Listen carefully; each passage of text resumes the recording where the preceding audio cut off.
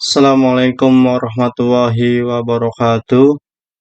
Apa kabar anak semuanya? Semoga hari ini kita selalu diberikan kesehatan, kebahagiaan, dan tetap semangat. Bertemu lagi di pelajaran IPA. Hari ini kita akan membahas tentang tumbuhan berkembang biak dengan generatif. Sebelumnya siapa yang tahu apa itu perkembangbiakan secara generatif? Ya, perkembangbiakan yang secara kawin.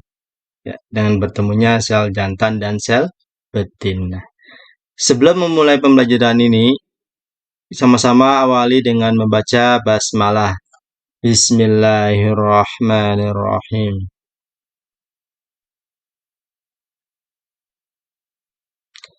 Tumbuhan dengan perkembangbiakan generatif.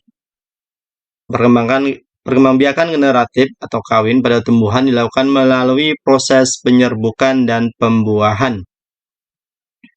Penyerbukan adalah proses jatuhnya serbuk sari di atas kepala putik. Setelah penyerbukan, tumbuhan bulu serbuk sari yang menuju ke ruang bakal biji, dan di dalam ruang bakal biji tersebut terjadi pembuahan. Perkembangbiakan secara generatif pada tumbuhan terjadi pada bunga dan biji. Kemudian lanjut. Nah, ada tangkai bunga, bagian yang menghubungkan bunga dengan batang tumbuhan. Dasar bunganya berfungsi sebagai tempat melekatnya mahkota bunga. Kemudian ada kelopak bunga. Apa itu kelopak bunga fungsinya? Ini kelopak bunga. Kelopak bunga berfungsi untuk melindungi bunga saat masih kuncup. Ya. Kemudian ada mahkota. Ada kelopak, ada mahkota. Fungsi dari mahkota adalah sebagai melindungi putik dan benang sari ketika kuncup. Itu fungsi dari mahkota. Kemudian ada benang sari. Mana benang sari? Nih, ini namanya benang sari. Benang sari sebagai alat kelamin jantan pada bunga. Kemudian benang sari terdiri atas kepala sari dan tangkai sari. Kemudian ada putik.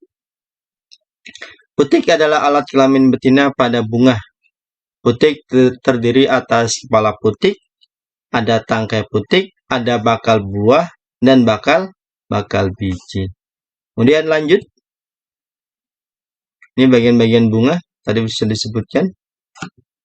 Kemudian berdasarkan kelengkapan bagian-bagiannya, bunga dibedakan menjadi dua. Ada bunga lengkap dan bunga tidak lengkap. Bunga lengkap adalah bunga yang memiliki semua bagian bunga, seperti kelopak, mahkota, benang sari, dan putik. Itu bunga yang lengkap. Contohnya ada bunga mawar, bunga melati, dan bunga sepatu.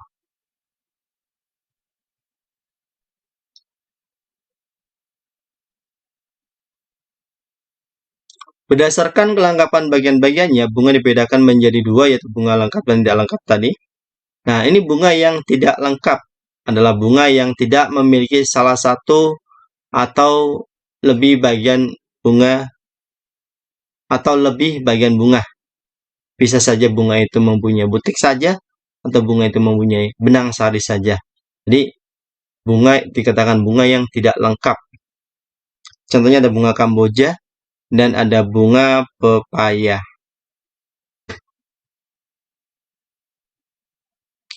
Kemudian berdasarkan kelengkapan alat kelaminnya, bunga dapat dibedakan menjadi bunga sempurna dan bunga tidak sempurna.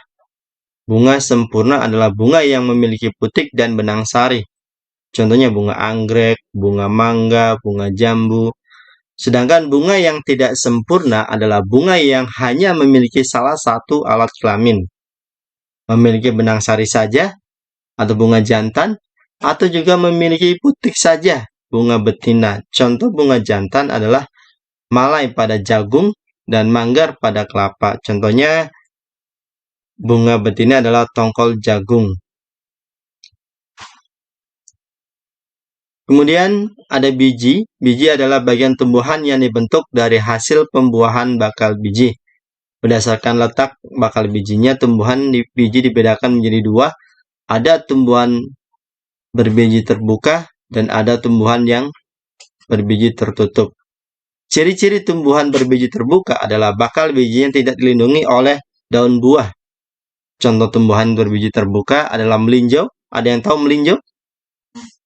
Ya, yang biasanya buahnya dibikin emping. Ada pakis haji dan ada pinus. Ciri-ciri tumbuhan berbiji tertutup adalah bakal biji dilindungi oleh daun buah. Ini bagian-bagian bijinya. Ada daun, calon daun, calon akar, dan ada keping biji. Kemudian, tumbuhan berbiji tertutup dibedakan menjadi dua. Ada tumbuhan berkeping satu, ada tumbuhan berkeping dua, atau yang kita kenal dengan tumbuhan monokotil yang berkeping satu, dan ada tumbuhan yang dikotil berkeping dua. Siapa yang tahu ciri-ciri tumbuhan berkeping satu? Ya, salah satunya adalah akarnya serabut. Akarnya serabut, batangnya tidak berkambium. Biasanya batangnya tidak bercabang, tidak berkambium. Contohnya adalah jagung, tebu, dan padi. Kemudian ciri-ciri tumbuhan berkeping dua adalah berakar tunggang atau batangnya berkambium. Batang berkambium itu ya. Contohnya adalah mangga, jeruk, ubi, kayu, cabai, tomat, dan kacang-kacangan. Faktor yang dapat mempengaruhi pertumbuhan dan perkembangbiakan tumbuhan adalah pertama makanan, air, suhu, kelembaban, dan cahaya. Macam-macam penyerbukan. Penyerbukan dapat terjadi dengan bantuan air, angin, hewan, dan manusia. Penyerbukan dengan bantuan air, hidrogami. Penyerbukan ini terjadi pada ganggang air. Kemudian, penyerbukan dengan bantuan angin, anemogami. Penyerbukan ini terjadi pada rumput-rumputan, jagung, dan padi. Kemudian ada penyerbukan dengan bantuan hewan, jadiogami. Penyerbukan jenis ini terdapat pada bunga yang memiliki warna mahkota yang mencolok, sehingga aroma khasnya kemudian memiliki kelenjar madu. Contohnya bunga jambu, bunga jeruk, dan bunga pepaya, dan bunga kacang. Itulah penyerbukan dengan bantuan hewan. Kemudian penyerbukan dengan bantuan manusia, autropogami. Contohnya penyerbukan pada tumbuhan salak.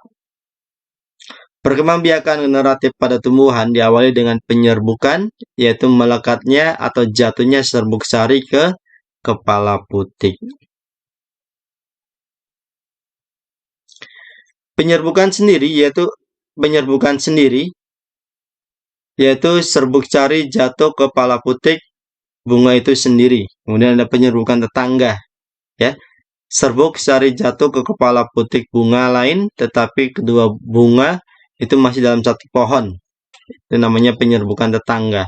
Ada penyerbukan silang, yaitu serbuk sari jatuh ke kepala putik bunga yang lain yang berbeda pohon tetapi masih dalam satu jenis. Ada penyerbukan bastar, yaitu serbuk sari jatuh ke kepala putik bunga yang berbeda pohon dan tidak sejenis tetapi masih dalam satu famili. Misalnya penyerbukan antara cabai merah dengan cabai rawit.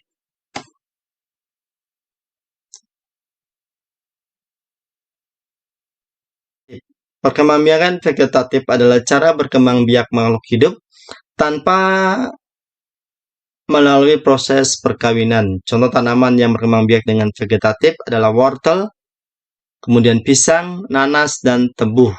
Siapa yang tahu? Kalau pisang biasanya perkembangbiakannya tumbuhnya dengan melalui apa? Melalui tunas. Kemudian perkembangbiakan vegetatif pada tumbuhan terbagi menjadi dua. Ada vegetatif alami dan ada vegetatif buatan. Contohnya perkembangbiakan vegetatif alami adalah perkembangbiakan tumbuhan tanpa perkawinan yang dilakukan oleh tumbuhan itu sendiri tanpa bantuan manusia. Macam-macam perkembangbiakan vegetatif alami adalah umbi lapis, umbi batang, umbi akar, membelah diri, spon, dan tunas. Kemudian contoh tanaman yang berkembang biak dengan umbi lapis adalah bawang merah, bawang bombay, bawang putih, bunga bakung, dan bunga tulip. Kemudian ada umbi batang, adalah batang yang tumbuh di dalam ujungnya menggelembung menjadi umbi. Umbi batang berfungsi untuk menyimpan cadangan makanan, terutama zat tepung. Contoh tanaman yang berkembang biak dengan umbi batang adalah umbi jalar dan kentang. Contoh tanaman yang berkembang biak dengan umbi akar adalah bunga dahlia, wortel, umbi bengkuang, umbi lobak, dan umbi singkong. Kemudian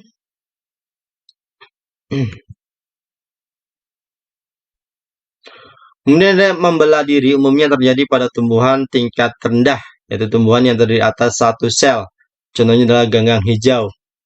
Contoh tumbuhan yang berkembang biak dengan akar tinggal adalah atau rizoma adalah jahe, lengkuas, temulawak, kunyit, dan kencur. Kemudian ada geragi. Batang adalah batang yang tumbuh di atas tanah atau di dalam tanah. Geragi yang tumbuh di atas tanah terdapat pada tumbuhan semanggi, kemudian stroberi, dan pegagan. Geragi yang tumbuh di dalam tanah adalah rumput teki. Kemudian tunas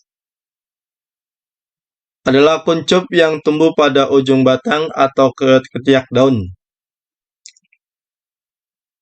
Contoh tumbuhan berkembang biak dengan tunas. Tunas ada tunas adventif, adalah tunas yang tumbuh selain pada ujung daun, pada ujung batang, dan ketiak daun. Contohnya ada bambu, pisang, tebu. Kalau tunas adventif ada cocor bebek, ya, ada pohon cemara. Kemudian perkembangbiakan vegetatif buatan adalah perkembangbiakan tumbuhan secara tidak kawin yang sengaja dilakukan dengan bantuan manusia. Macam-macam perkembangbiakan vegetatif buatan antara lain adalah mencangkok. Pernah lihat tanaman yang dicangkok? Mungkin ada orang yang hobinya itu supaya tanaman itu, ketika tanaman itu berkualitas tinggi, misalkan kita mau mencangkok tanaman mangga. Mangga itu kualitasnya bagus, buahnya rasanya sangat manis, enak, dan sebagainya. Apabila kita ingin mendapatkan buah tersebut, kita bisa mencangkok tanaman tersebut.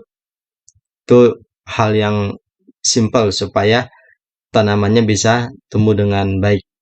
Itu mencangkok. Kemudian menempel atau okulasi. Kemudian ada menyambung atau mengetem. Ada stek dan ada merunduk. Berdasarkan bagian tumbuhan yang akan ditanam, stek dapat dibagi menjadi 3 jenis. Ada stek batang, stek daun, dan stek akar. Contoh tumbuhan yang dapat dikembangbiakan dengan stek batang adalah ketela pohon, tebu, dan kangkung. Contoh tumbuhan yang dikembangbiakan dengan stek daun adalah cocor bebek, kaktus, dan lidah buaya. Itu bisa kita tanamin aja. Kemudian tumbuhan yang dapat dilakukan dengan stek akar adalah pohon sukun, ada jambu, dan ada tumbuhan cemara. Kemudian mencangkok adalah mengembangbiakan tanaman agar cepat berbuah dan mempunyai sifat yang sama dengan induknya. Contoh tanaman yang mudah dicangkok adalah mangga, jeruk, jambu, bunga melati, dan soka. Kemudian ada tempel atau okulasi. Pembudidayaan tanaman dengan cara menempel tunas pada batang tanaman sejenis yang akan dijadikan induk. Contoh tanaman yang diokulasi adalah belimbing, ada mangga, dan ada alpukat. Kemudian menyambung atau mengetem adalah menggabungkan batang bawah dan batang atas dua tanaman yang sejenis. Cara mengembangkan tanaman dengan teknik runduk adalah batang tanaman dikerat sedikit kemudian dilangkungkan atau dirundukkan ke tanah.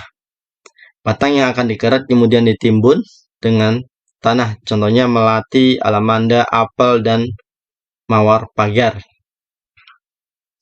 Kemudian proses perkembangbiakan tumbuhan dengan cara stek batang. Stek batang dilakukan dengan cara memotong batang tumbuhan yang akan dikembangbiakan kemudian menanamnya di dalam tanah. Demikianlah penjelasan tentang perkembangbiakan pada tumbuhan, baik itu secara generatif, yaitu secara kawin, dan secara vegetatif, secara tidak kawin. Bapak akhiri pertemuan kali ini dengan membaca hamdalah alhamdulillahirrabbilalamin. Assalamualaikum warahmatullahi wabarakatuh. Sampai jumpa bertemu di pelajaran selanjutnya.